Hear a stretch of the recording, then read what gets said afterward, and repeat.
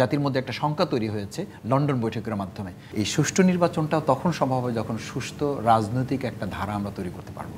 রাজনৈতিক সংস্কৃতির একটা সুন্দর পরিবর্তন খুবই অনিবার্য। লেভেল প্লেইং ফিল্ডের কথা ব্যারিস্টার রুমিন ফারহানা বলছেন এবং সব ক্ষেত্রে তারা সেই লেভেল প্লেইং ফিল্ডটি দেখতে চান। জামায়াতে ইসলামী স্থানীয় নির্বাচনের কথা বারবার বলছে এবং তারা এটিও বলেছে তারা এই তত্ত্বাবধায়ক সরকারের অধীনে স্থানীয় সরকার নির্বাচন দেখতে চায়। সেটি কি আসলে আপনারা লেভেল প্লেইং ফিল্ড হচ্ছে কিনা সেই প্রমাণের জন্যই করতে চান? এখানে খুব প্রাসঙ্গিক ৩-৪টি কথা আমার বলা প্রয়োজন মনে করছি। সেটা হচ্ছে, আপনি নিশ্চয়ই খেয়াল করেছেন যে আমাদের এখানে আলোচনা একটা কথা আসছে যে এই সমস্ত সংস্কার বা চিন্তা বা ঐক্যমত কমিশনে যা যা পয়েন্ট আলোচনা আসছে এগুলো কেবল তখনই অর্থবহ হবে যখন একটা সুষ্ঠু নির্বাচন সম্ভব হবে।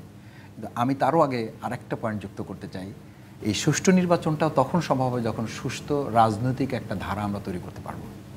এটা কমিশন, অন্তর্বর্তীকালীন সরকার অথবা অন্য কেউ এটা আমাদেরকে করে দিতে পারবে না। এটা করার জন্য আমাদের নিজেদের রাজনৈতিক সংস্কৃতির একটা সুন্দর পরিবর্তন খুবই অনিবার্য। সেটার জন্যে আমরা বলেছিলাম টেস্ট কেস হিসাবে আমাদের 3টা খুব গুরুত্বপূর্ণ কনসার্ন আমরা তুলে ধরেছি এবং এই কমিশনেও আমাদের এই ঐক্যমত কমিশনের প্রতিনিধি দলের যিনি প্রতিনিধিত্ব করছেন ডক্টর সৈয়দ আব্দুল মোহাম্মদ তাহের সাবেক এমপি এবং হামিদুর রহমান আজাদ সাবেক এমপি, মাওলানা রফিকুল ইসলাম খান, ওনারা এখানে স্থানীয় সরকার প্রসঙ্গে আমরা আগেও বলেছি এবং এখনও যে 3টা কনসার্ন বলেছি। নাম্বার 1 বলেছি যে আমাদের জাতীয় নির্বাচনটা তো খুব স্বাভাবিক প্রয়াসেই এটা একটা সময় নিতে হচ্ছে, যেহেতু অন্য বছরের মতো স্বাভাবিক প্রক্রিয়ায় সরকার পরিবর্তন হয় নাই বা সরকারের পদত্যাগও হয় নাই, বরং একটা সামগ্রিকভাবে অভ্যুত্থানের মাধ্যমে এই পরিস্থিতিটা আমাদের আসছে। খুব স্বাভাবিক সেই প্রত্যাশা পূরণে আমাদের কিছু কাজ করতে হচ্ছে, কিছু সময় নিতে হচ্ছে। সেখানে মাঝখানে যে নাগরিকের সুবিধা সংক্রান্ত যে বিষয়গুলো আপনি দেখবেন যে আমরা যারা বিরোধিতা করছি স্থানীয় নির্বাচনের, তারাই কিন্তু বিগত দিনের অবৈধ নির্বাচনের সেই প্রতিনিধিত্বটা আমরা আবার কিন্তু মামলার মাধ্যমে নিয়ে নিচ্ছি।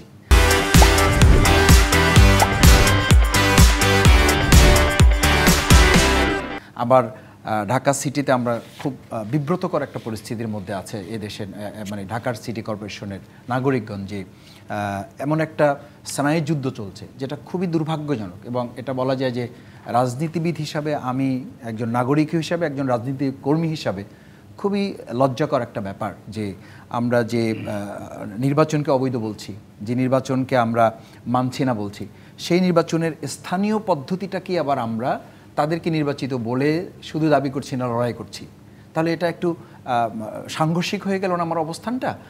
আমরা সে কারণেই বলেছি যে নাগরিক সুবিধাটা নিশ্চিত করার লক্ষ্যে আমার জাতীয় সংসদ নির্বাচনের আগে এইটা নাগরিকদের জন্য প্রয়োজন। দ্বিতীয় বলেছি যে অন্তর্বর্তীকালীন সরকার নিলাম যারা আসলে এবারে নির্বাচনের মধ্যে নির্বাচিত হয়ে আসবেন তাদের অধীনে কি তার মানে আপনাদের আস্থা নেই? তাদের এটা তো এই আস্থার জায়গাটা আমি বলেছি, আস্থার জায়গাটাকে আমরা তৈরি করতে পেরেছি। আপনি দেখেন যে অন্তর্বর্তীকালীন সরকারের এই জায়গাতেও আমরা লেভেল প্লেইং ফিল্ডের কথা যখন আলোচনা করছি, যখন কিছুটা আস্থার সাথে রাজনৈতিক দলগুলো এবং সরকার খুব আন্তরিকতা এবং সচেতনতার সাথে এগোচ্ছে, ঠিক তখন কিন্তু একটা সেদ পড়েছে এবং জাতির মধ্যে একটা শঙ্কা তৈরি হয়েছে লন্ডন বৈঠকের মাধ্যমে।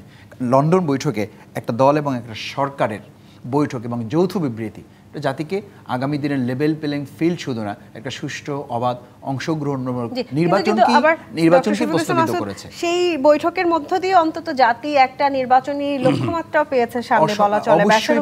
অবশ্যই পেয়েছে, কিন্তু জাতিকে হতাশও করেছে এবং শঙ্কাগ্রস্ত করেছে যে এরকম একটা পরিস্থিতিতে আমরা আসলে পারবো কি।